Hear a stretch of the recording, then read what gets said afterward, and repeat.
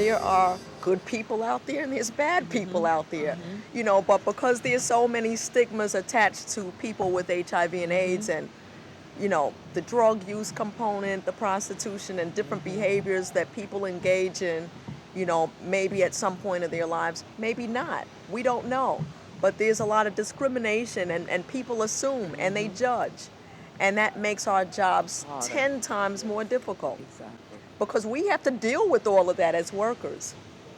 We have to deal with it. So if we have to deal with it, imagine what that client faces. Imagine how they feel. I was arrested a number of times. And I use a number of times very lightly, a lot of times, because drugs took me to people, places, and things. And the more I could get, the more I wanted, and the more money I had to buy it. I'd had enough, you know. I don't know. A light bulb just goes off, and I just had enough, and that was it. And I needed to get away from the environment that I was in, which was at the time in Manhattan. So I just got on the train and I just kept telling myself, just get off at the last stop. And the last stop was at the ferry terminal. I got on the ferry and I came here. And to me, because I was born on an island, once they said Staten Island, I said, wow, an island? You mean I get a chance to start all over again, And I also found out while I was at the rehab that I had AIDS, well, HIV to start with. It developed to AIDS now. And then I started going to a support group for people with HIV at a place called Project Build. I started doing a lot of AIDS activist work with the city. Coming in with not just being an ex-offender, but having the virus just brings a whole host of other issues. And particularly that the staff would then know how to work with this person, what to deal with this person. So the support services would be counseling around, you have the virus, how do you deal with the virus? Would be referring people, making sure there's someone here to refer them to medical care, to have primary care, so that the first source is not using an emergency room, which so many of this population tend to do. The biggest thing for me was disclosure about my status. I was always ashamed about being HIV positive. It took like 10 years of me having this disease to actually be brave enough to tell my family about it, let alone anybody else. Where am I going to sleep? Where am I going to eat? How am I going to keep myself safe? Those are many of the things that are a whole lot more important than their HIV disease. And that's something that people who are working with this population really need to understand. The biggest help and the biggest support that I got was our HIV support group that we used to have. I used to attend on Thursdays. And, everybody was on the same page. Nobody was better than, we all had that common bond, and it was just like, what was going on with you, you know what I'm saying? They really was like concerned. Hi, this is Project Hospitality's Community Services Center, and it's home to our soup kitchen, which is open to the community, a supermarket-style nutrition mart or food pantry. Well, I came into this work basically from a gospel perspective, from a religious perspective. For me, that was where God was, and I was really nourished and found meaning in working with people who were in serious need. They had so many gifts that were invisible to the human eye, and so I felt rewarded by that. We embrace people with a spirit of hospitality, which really means reaching people where they're at and extending and welcoming them as though they were a guest in our own home. And we try to create a space called home in all of our centers. We provide for them, in addition to a place to lay their heads at night, different kinds of day programs that will meet some of the needs that they have coming from an institution like a prison. And those needs might be mental health needs, harm reduction, substance use treatment needs, HIV services, primary care, and an array of support services to help people learn to live with their disease at the highest quality of life.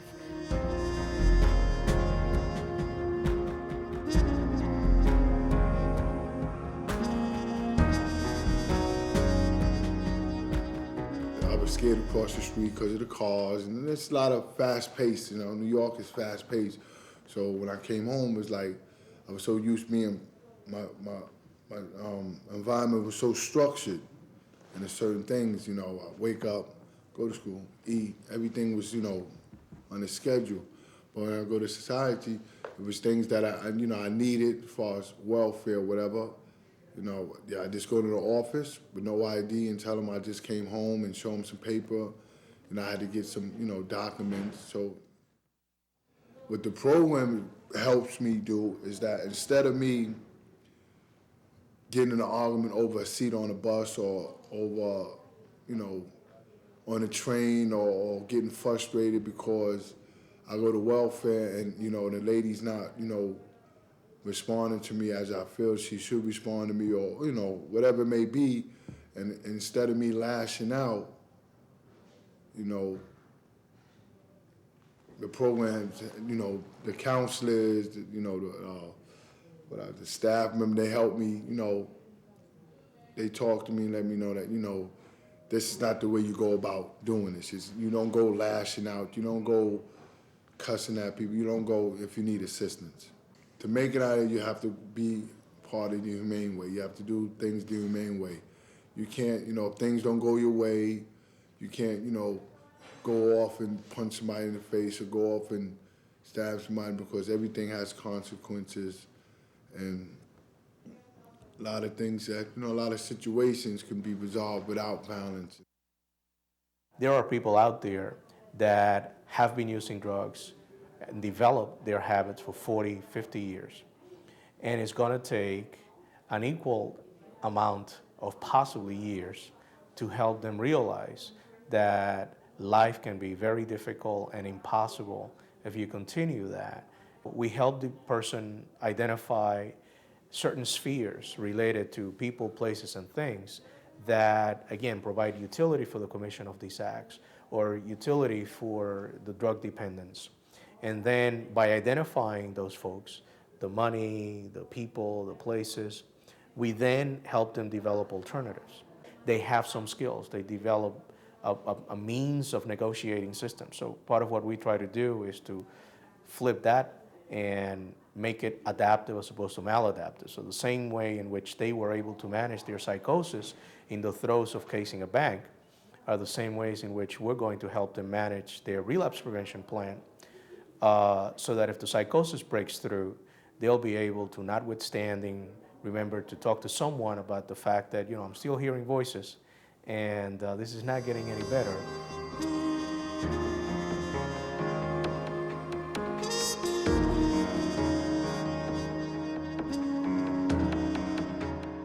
Most people in prison, unfortunately, have a substance abuse history, either using, selling, or being involved in drugs in one way, shape, or form or another, all of which is addictive.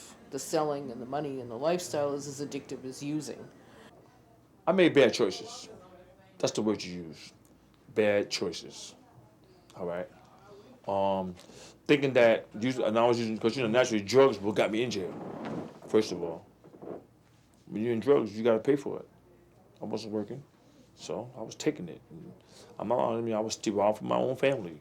I started using drugs when I was 13, so this is a life that I've never known. I started getting high at 13, and I never knew what it was to be clean and sober and be a responsible person and be reliable. And my daughter told me, she said, "You're so reliable today."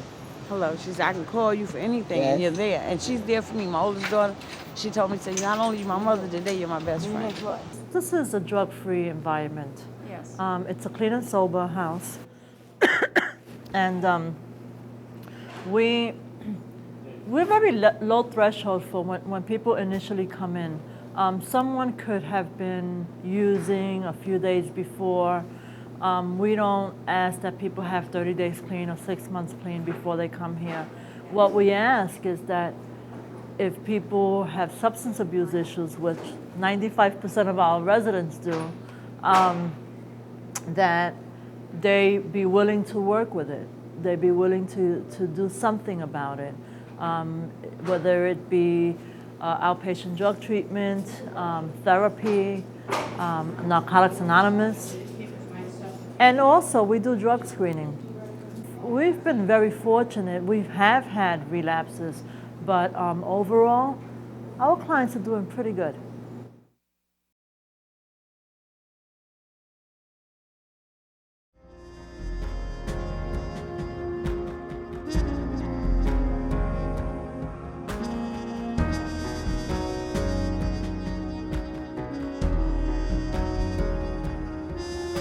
for girls and for women, they are abused and hurt by people who say, I love you. It's definitely a different focus, and we've taken the time to really get the criminal justice system to understand that we needed to do gender responsive education and programs that will help facilitate women's self-sufficiency. Most of our programs in prisons and in jails is the male model. So work on substance abuse issues surrounding women's issues, their mothers, their body image, their sexuality, self-esteem, and they're really painful issues that the women seem to really be able to start to grasp who they are and why they do what they do and where they've come from these circumstances, to deal with relationships. And the majority of women come to jail for usually a man, some way involved, whether it's to keep the man they want to use with him, to stay with him, to sell themselves to stay with him, to carry the drugs for them. That's a national, the drug laws are very difficult for women because they're usually holding drugs and doing really crime related to their male or substance abuse issues involved in that. Our parenting piece deals with the issues, how the children feel about their parents being gone, real issues, and what it's like when they return and how they're going to have to face up to the fact that they were in jail, and what their child's going through and what they're going through and what the difficulties are going to be. Well, I'd say, obviously the purpose is substance abuse treatment, but also it's to have substance abuse treatment within the context of the family, because a lot of times, obviously the whole system is affected by drug use or by illegal behaviors, and oftentimes the women come and they haven't bonded with their child, or maybe they haven't even lived with their child, or they haven't been able to have a functional relationship with their child. And so within the substance abuse setting, we attempt to really support them in developing that relationship and developing parenting skills, and then also providing a therapeutic environment for the child as well, because oftentimes the child has experienced trauma or just separation from the parent.